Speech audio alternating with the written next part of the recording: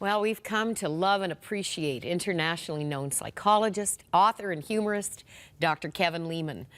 The role of sage must surprise even you, Kevin, as I was reminded reading your latest book that you were turned down by 160 colleges. And here we are with the author of The Way of the Wise. What's our byline? Simple truths for living well. Yeah. Well, you know, I grew up on the other side of the river.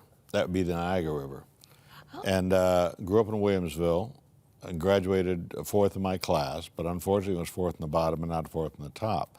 So I applied to University of Buffalo night school. It was called the Millard Fillmore School, and they turned me down. So I couldn't get in any school. I finally got in a school on probation, and then they threw me out for stealing the Conscience Fund, which is a long story. You don't want to hear all that. But long short of it, I became a janitor, met my wife in the men's room of a hospital. She was helping some dear man. She was helping some little guy go potty.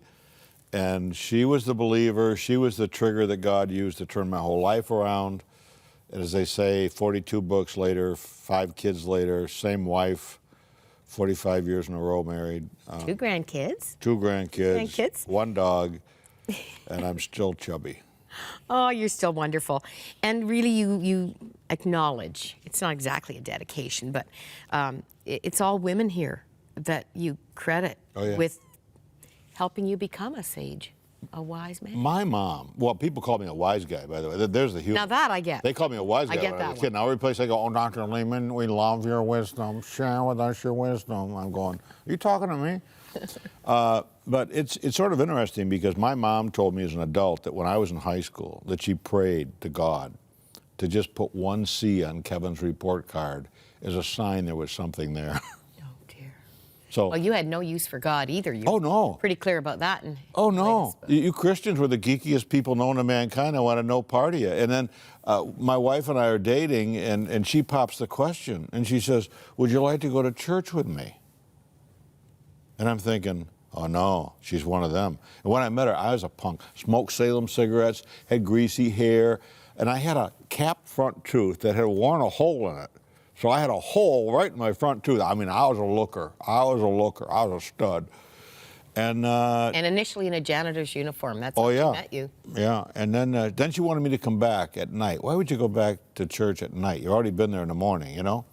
But that evening was the evening my life did a 180, and I put 2 and 2 together and says, you know, this God thing is real. It's not something you just talk about.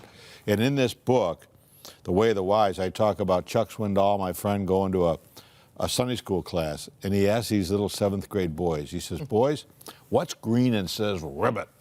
The kids don't say anything. He says, come on, what's green and says ribbit? One kid says, well, I think it's a frog, but I'll say Jesus.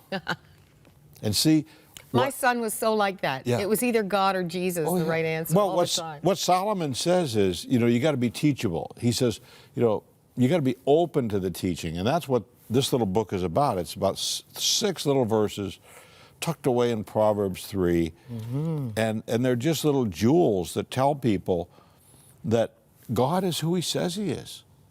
And 1,000 years before he said the words on the cross, they're recorded, all you heathens out there. Listen to this one. They're recorded in Psalm 22.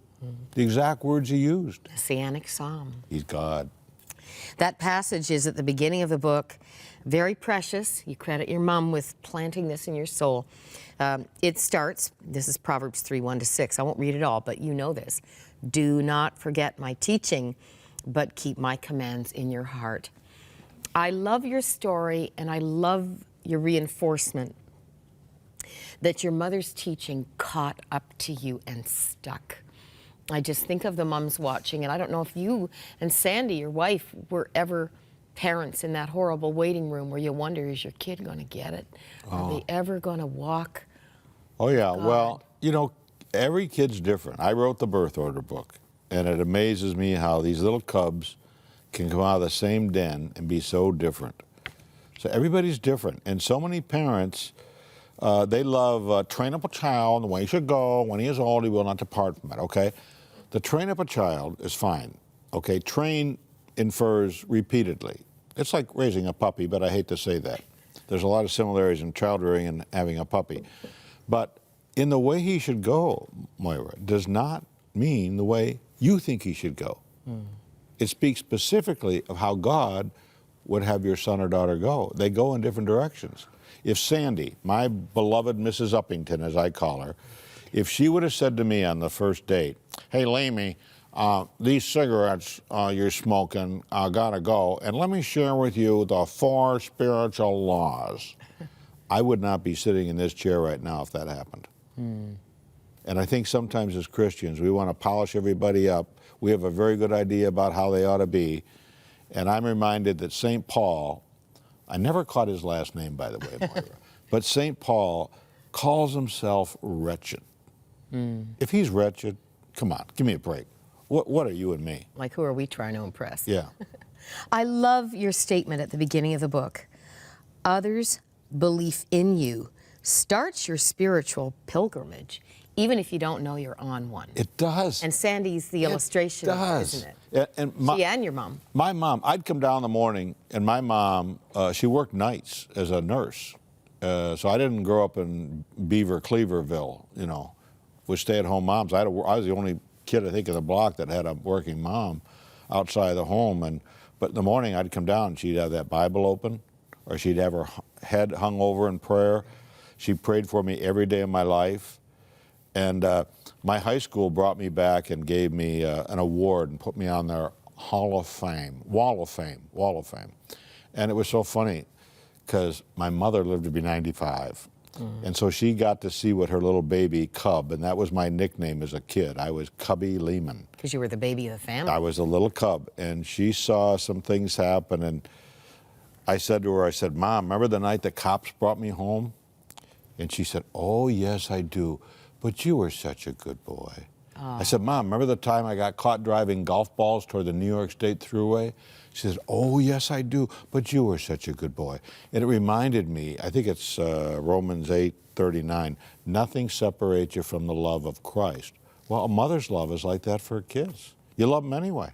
I'm so glad she should have shipped me UPS or couried me somewhere and sold me or something. She got to see it turned out real good. She did. Real good.